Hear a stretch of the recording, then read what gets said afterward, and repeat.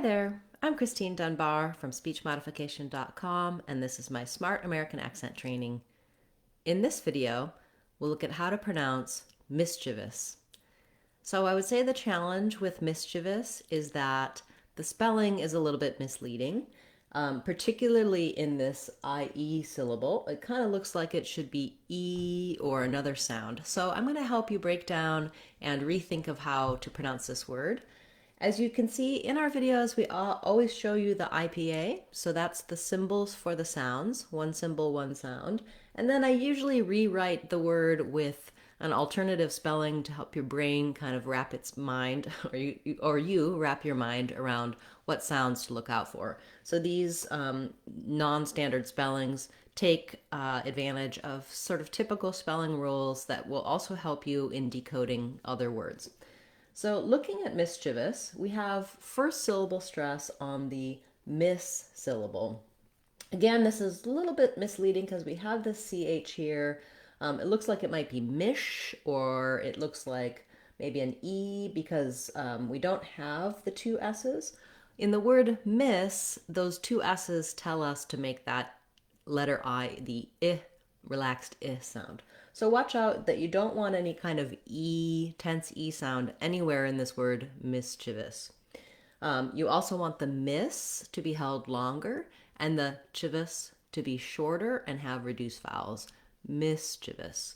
I usually write that with kind of a long line for the stressed syllable and then some dots for the short unstressed syllables. Really, the miss is going to be longer than the chivous syllables put together.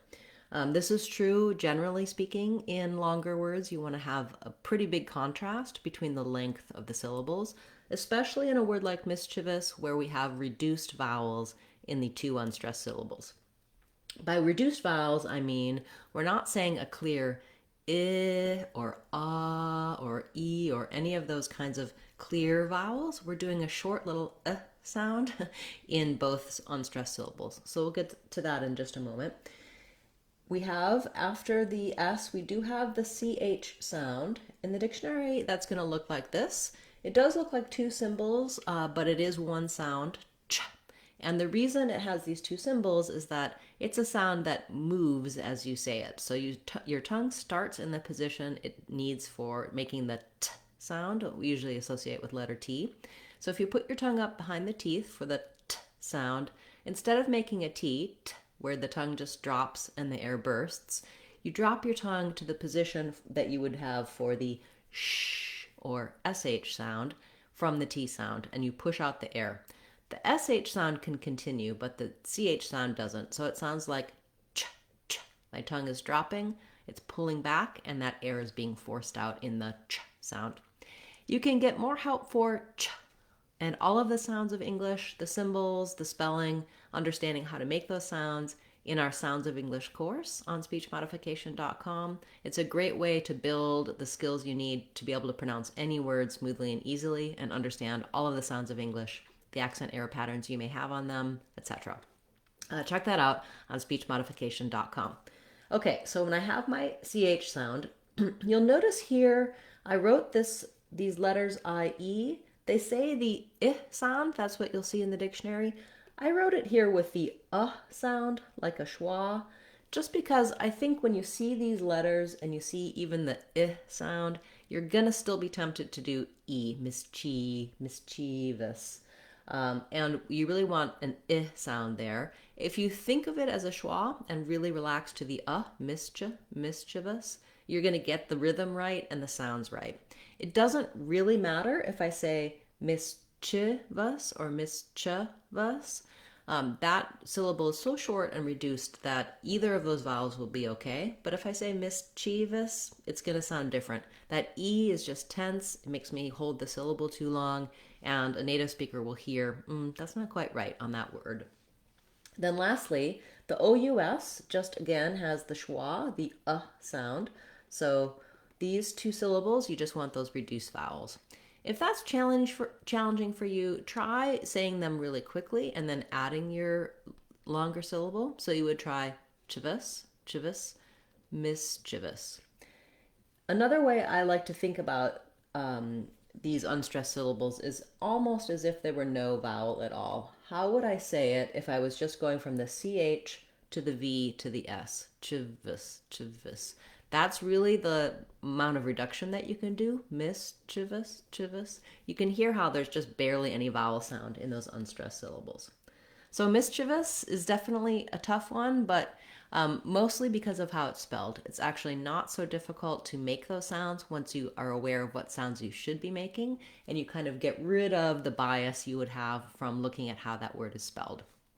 When I can say mischievous by itself, I do want to try practicing in some short phrases, because if you have an old habit for how you used to pronounce the word, it's going to come out even once you know the new pronunciation and you can say it easily.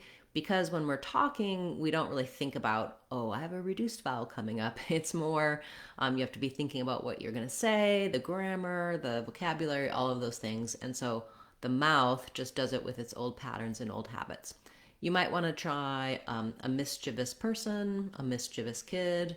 He's very mischievous. A few kind of common everyday phrases in which you might use this word mischievous.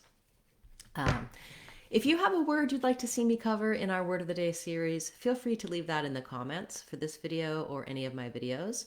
Do check out our online courses on speechmodification.com. We have a Word of the Day course which has these videos talking about pronunciation as well as definitions for the words. And that course is free, as well as our accent training mini course is also free. So you can get a lot of good free information and materials there. Our other courses that are paid courses are all under $2 to make them very accessible to more people. It's an inexpensive way to build a little bit more skill and understanding of American English pronunciation and the American accent. I hope you'll check those out on our courses page on speechmodification.com. Thanks so much for all the good suggestions. I'll continue to work my way through your list of requests in our daily Word of the Day classes. I'll also be back on Friday with our live question and answer class. That class you can attend live on YouTube. Put your questions in the comments, in the chat live, and I'll answer them for you. We talk about word pronunciation, sounds, accent patterns, little details of what you're struggling over, or big questions about how to improve your accent in general. I hope you'll check it out. That's Friday at 12 o'clock Seattle time, 3 o'clock Eastern time.